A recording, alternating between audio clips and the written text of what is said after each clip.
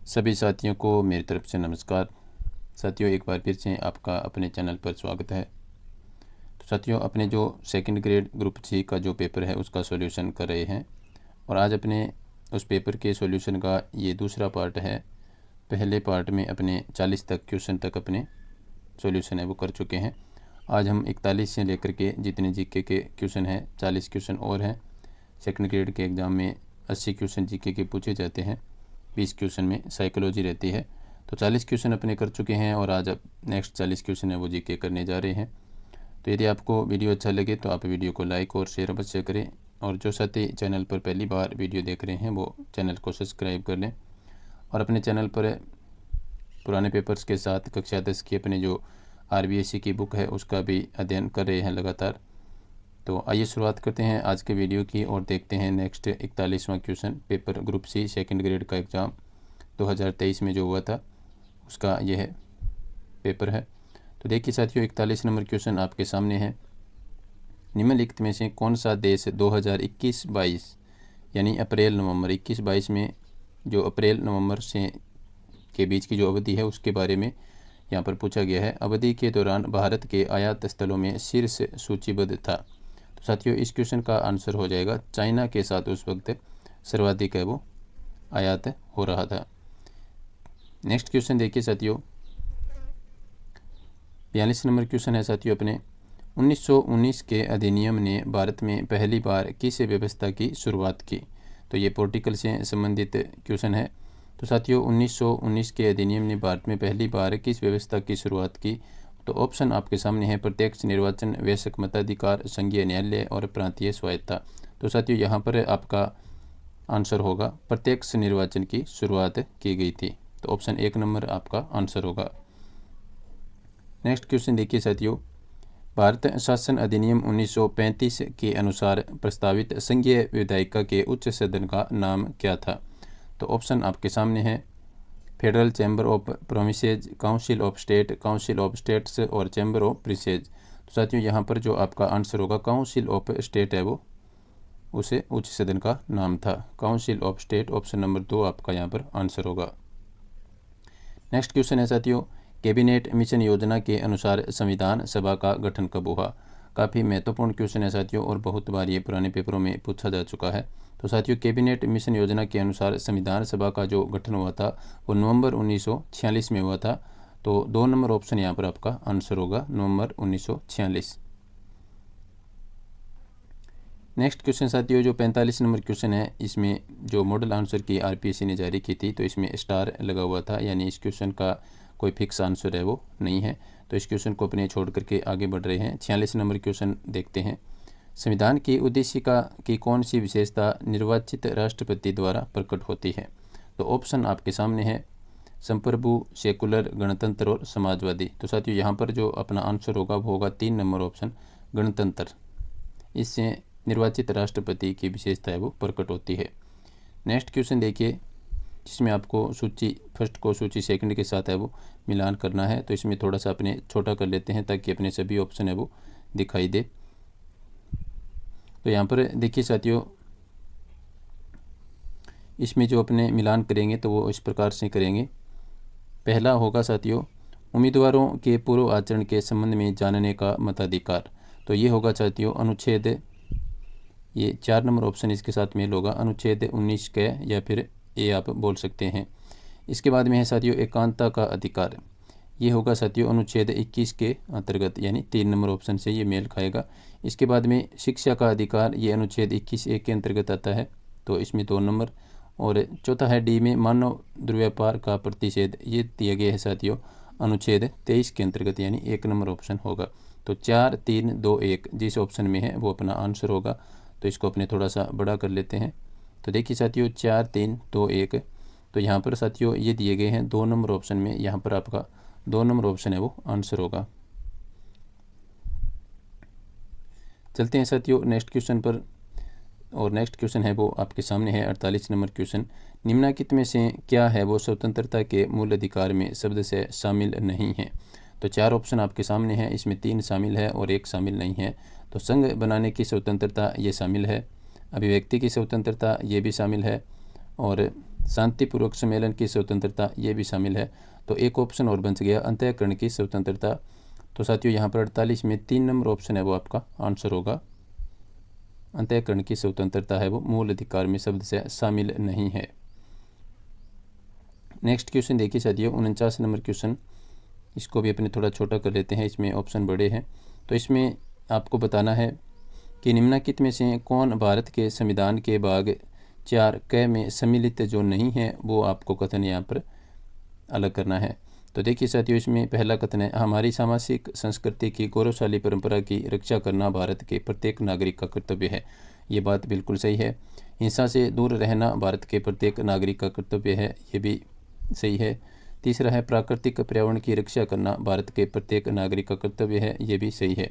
तो चौथा ऑप्शन है साथियों, हमारी राष्ट्रीय भाषा हिंदी का आदर करना भारत के प्रत्येक नागरिक का कर्तव्य है।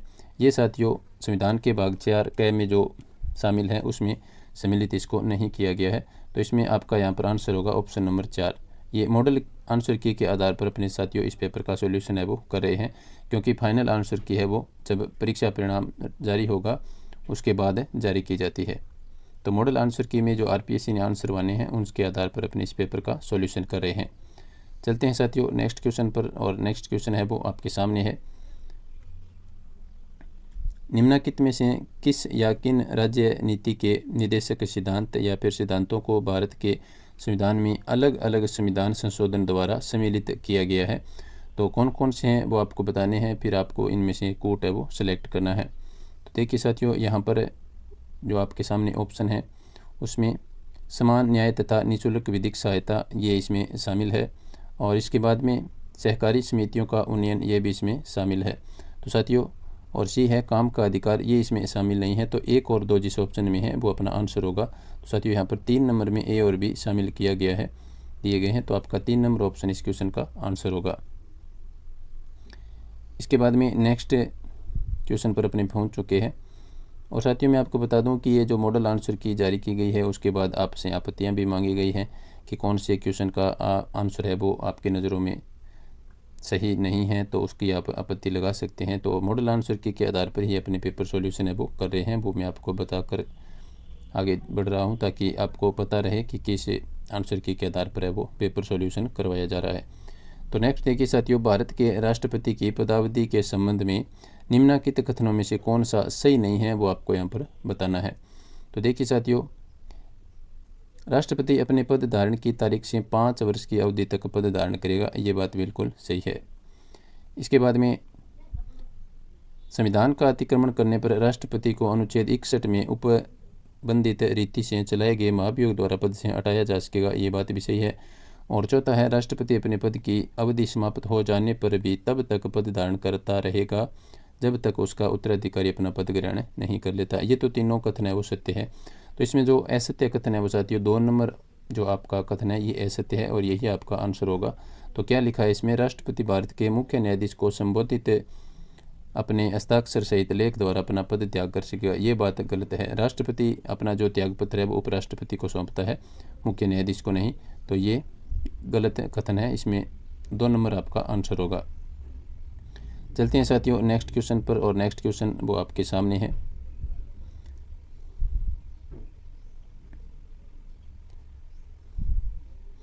नेक्स्ट क्वेश्चन देखिए साथियों 52 नंबर क्वेश्चन, निम्नलिखित में से संविधान का कौन सा अनुच्छेद प्रधानमंत्री को राष्ट्रपति और मंत्रिपरिषद के बीच का संचार चैनल बनाता है।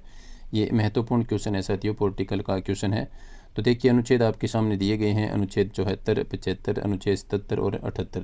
तो साथियों इसमें इस क्वेश्चन का आंसर होगा वो होगा साथियों अपने अनुच्छेद 78, ये है वो आपका आंसर होगा अनुच्छेद 78।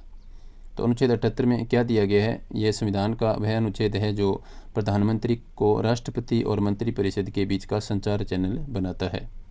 चलते हैं साथियों अपने नेक्स्ट क्वेश्चन पर, और नेक्स्ट क्वेश्चन आपके सामने है, इसको भी अपने थोड़ा छोटा कर लेते हैं ताकि आपको सभी ऑप्शन है वो दिखाई दे। इसमें आपको पहली सूची को दूसरी सूची के साथ मिलान करना है।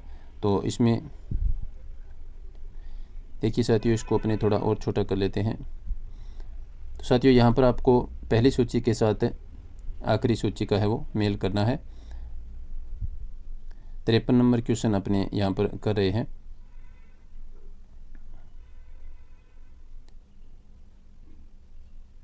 तो देखिए साथियों, कांग्रेस सोशलिस्ट जो पार्टी है इसका हो जाएगा संबंध 3 नंबर ऑप्शन से आचार्य नरेंद्र देव समिति से। और इसके बाद में जो भारत की कम्युनिस्ट पार्टी है उसका हो जाएगा NK गोपालन, यानी 2 का 2 नंबर के साथ हो जाएगा। और फिर है भारतीय जनसंघ, इसका साथियों मिलन हो जाएगा दीनदयाल उपाध्याय 1 नंबर ऑप्शन के साथ। और स्वतंत्र पार्टी C राजगोपालाचारी D का 4 नंबर के साथ मेल होगा। तो देखिए 3, 2, 1 और 4 ये 4 नंबर ऑप्शन में दिए गए हैं, तो यहाँ पर आपका ऑप्शन नंबर 4 है वो सही आंसर होगा। इसके बाद में नेक्स्ट क्वेश्चन पर अपने चलते हैं साथियों। ये अपनी जो अभी जो क्वेश्चन कर रहे हैं ये भारत और वर्ल्ड के जीके से संबंधित क्वेश्चन अपने चल रहे हैं। राजस्थान जीके के संबंधित जो क्वेश्चन है वो आगे आएंगे इसी पार्ट में। तो देखिए साथियों, नेक्स्ट अपना क्वेश्चन है 54 नंबर क्वेश्चन। 1955 में ऐतिहासिक एफ्रो एशियन सम्मेलन कहाँ आयोजित हुआ था? 1955 का। तो साथियों इस क्वेश्चन का आंसर होगा बांडुंग, इंडोनेशिया में यह आयोजित हुआ था। ऑप्शन नंबर 3 आपका यहाँ पर आंसर होगा। नेक्स्ट क्वेश्चन देखिए साथियों, इसमें भी आपको यहाँ पर बताना है कि कौन सा सुमेलित नहीं है, तो वो आपको यहाँ पर बताना है। तो देखिए साथियों 55 नंबर क्वेश्चन है, इसमें विजय लक्ष्मी पंडित इनका संबंध संयुक्त राष्ट्र महासभा की प्रथम महिला अध्यक्ष थी, ये बिल्कुल सही है। और चिन्मय रजनीनाथ गेहरबान, तो ये थे संयुक्त राष्ट्र आर्थिक एवं सामाजिक परिषद के अध्यक्ष, ये भी सही है। नगेंद्र सिंह, तो साथियों ये अंतर्राष्ट्रीय न्यायालय की अध्यक्ष थी, ये भी सही है। और हंसा मेहता संयुक्त राष्ट्र सुरक्षा परिषद की प्रथम महिला अध्यक्ष, ये है वो साथियों सुमेलित नहीं है, तो यहाँ पर 4 नंबर ऑप्शन है वो आपका आंसर होगा। चलते हैं साथियों नेक्स्ट क्वेश्चन पर, और नेक्स्ट 56 नंबर क्वेश्चन है वो आपके सामने है। पूछा गया है साथियों, निम्नलिखित में से कौन सा राज्य 2021 में संघाई सहयोग संगठन के नए सदस्य के रूप में जुड़ा था? तो साथियों ये करंट जीके से संबंधित क्वेश्चन है एक तरह से। तो यहाँ पर साथियों ईरान है वो संघाई सहयोग संगठन के नए सदस्य के रूप में जुड़ा था 2021 में, तो 1 नंबर ऑप्शन है वो आपका आंसर होगा ईरान। अब अपने साथियों 56 के बाद में जो जीके का पार्ट था वो 77 नंबर क्वेश्चन से लेकर के 100 नंबर तक था। बीच में यहाँ पर साइकोलॉजी के क्वेश्चन है वो दिए गए थे। तो अब जो राजस्थान जीके से संबंधित जो पार्ट था इसमें ग्रुप C के पेपर में, वो यहाँ से एक बार फिर से शुरू होता है। तो देखिए साथियों 77 नंबर क्वेश्चन में आपसे पूछा गया है, राजस्थान में विद्यन कगार किस क्षेत्र में पाए जाते हैं? ऑप्शन आपके सामने है। तो साथियों राजस्थान में जो विद्यन कगार क्षेत्र है वो धौलपुर और करौली क्षेत्र में सर्वाधिक है वो पाए जाते हैं, तो 2 नंबर ऑप्शन है वो आपका आंसर होगा। नेक्स्ट क्वेश्चन देखिए, कोपेन के अनुसार राजस्थान में निम्नलिखित में से कौन सा जलवायु प्रकार नहीं पाया जाता? तो साथियों राजस्थान में कौन सा जलवायु प्रकार है वो कोपेन के अनुसार नहीं पाया जाता, ये आपसे पूछा जा रहा है। तो BW KW ये है वो राजस्थान में नहीं पाया जाता, बाकी तीनों है वो पाए जाते हैं, AW BSHW और CWG। तो BW KW यह प्रकार राजस्थान में कोपेन के अनुसार जो जलवायु वर्गीकरण है उसमें नहीं पाया जाता है। नेक्स्ट देखिए अपना क्वेश्चन है, नदी जो कि वन की आस के रूप में जानी जाती है, इसे वन की आशा भी कहते हैं, यहाँ पर लिखा है वन की आस। तो इसमें आपको बताना है वो कौन सी नदी है। ये क्वेश्चन काफ़ी बार पुराने पेपरों में पूछा जा चुका है। तो वन की आशा साथियों या वन की आस है वो बनास है, वन की आस बनास, इस तरह से आप याद रख सकते हैं। 4 नंबर ऑप्शन यहाँ पर आपका आंसर होगा। नेक्स्ट क्वेश्चन देखिए साथियों, निम्नलिखित में से कौन सा जिलों का समूह है राजस्थान में सर्वाधिक कुल वन क्षेत्र है वो घेरता है? तो यहाँ पर जो एक समूह दिया गया है जिलों का, तो उसका क्षेत्रफल के अनुसार सर्वाधिक जो कुल वन क्षेत्र घेरता है वो कौन सा है? तो साथियों इसमें आपका आंसर होगा उदयपुर, चित्तौड़गढ़, बारां एवं करौली का जो ऑप्शन है 1 नंबर, ये आपका यहाँ पर आंसर होगा। नेक्स्ट देखिए साथियों अपना अगला क्वेश्चन, निम्नलिखित में से कौन सा एक राजस्थान का अलसी उत्पादक प्रदेश है?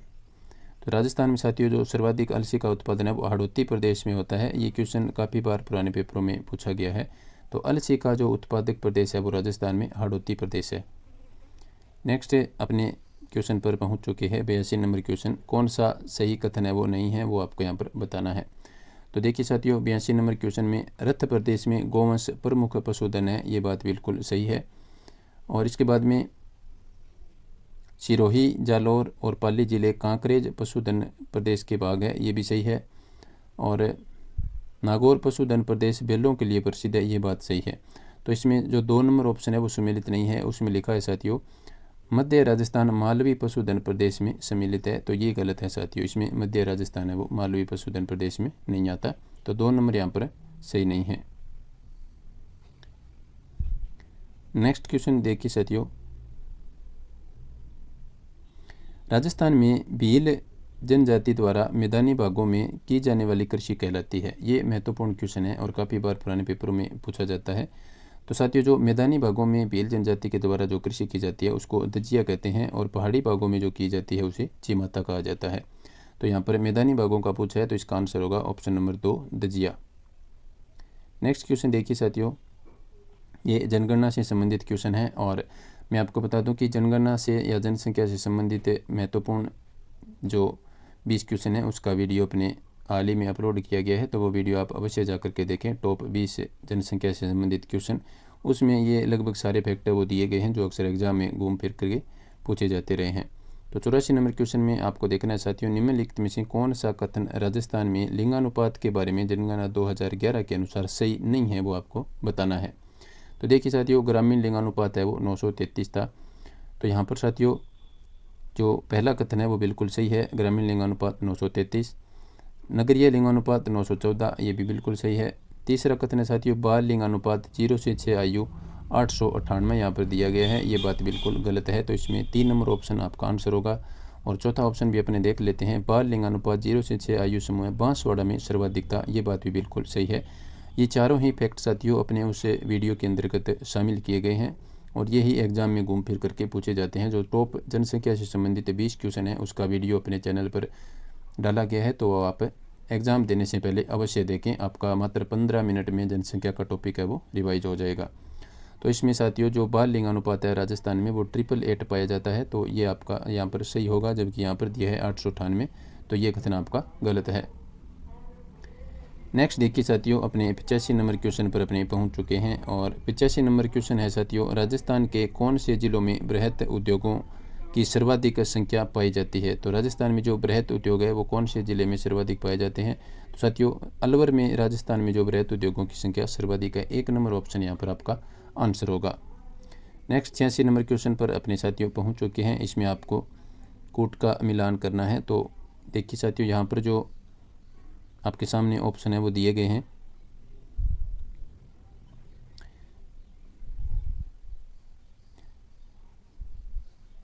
तो इसमें अपने साथियों मिलान करते हैं।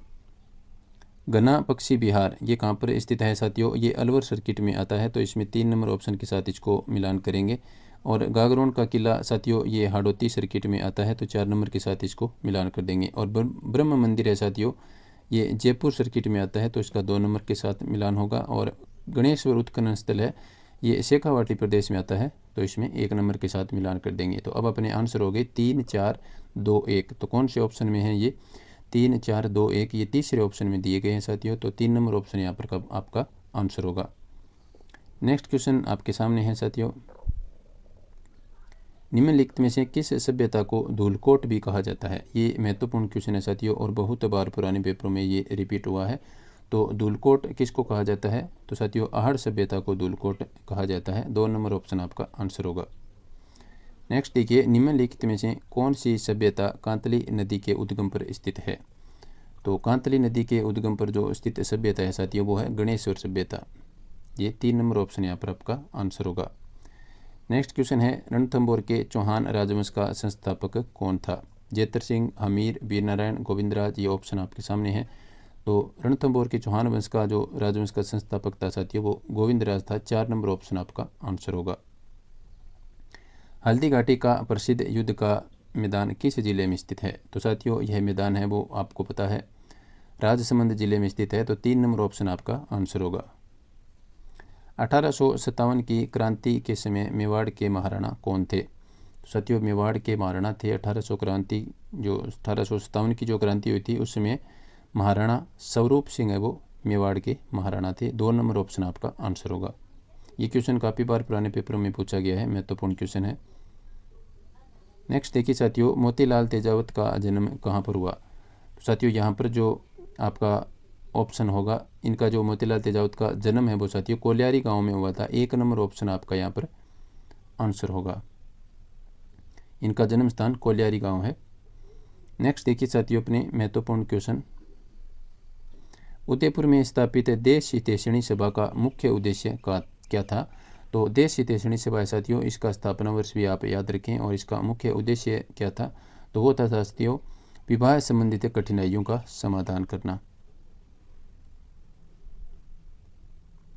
नेक्स्ट देखिए साथियों, अपने नेक्स्ट क्वेश्चन 94 नंबर क्वेश्चन पर अपने पहुंच चुके हैं। तनसुखलाल मित्तल किस प्रजामंडल संगठन के नेता थे? तो साथियों ये थे कोटा राज्य प्रजामंडल के नेता। नेक्स्ट अपना क्वेश्चन है बरड़ किसान आंदोलन किस भूतपूर्व देशी रियासत से संबंधित है? तो साथियों बरड़ किसान आंदोलन है वो बूंदी रियासत से संबंधित है। तीसरा ऑप्शन आपका आंसर होगा। नेक्स्ट है वर्तमान में राजस्थान राज्य के गठन की सारी प्रक्रिया संपूर्ण हुई। कब संपूर्ण हुई थी साथियों? तो ये हुई थी साथियों 1956 में। 4 नंबर ऑप्शन है आपका यहाँ पर आंसर होगा। लोक देवता मल्लीनाथ जी का मंदिर कहाँ पर स्थित है? तो साथियों इनका जो मंदिर है वो तिलवाड़ा बाड़मेर में स्थित है। 4 नंबर ऑप्शन है आपका आंसर होगा। नेक्स्ट है सूर्य और विष्णु के सम्मिलित भाव की प्रतिमा किस मंदिर से प्राप्त होती है? तो साथियों ये प्राप्त होती है अपने सूर्य मंदिर जो कि झालावाड़ में स्थित है, वहाँ से सूर्य और विष्णु के सम्मिलित भाव की प्रतिमा प्राप्त होती है। 99 नंबर क्वेश्चन देखिए, बूंदी के तारागढ़ दुर्ग का निर्माण किसने करवाया था?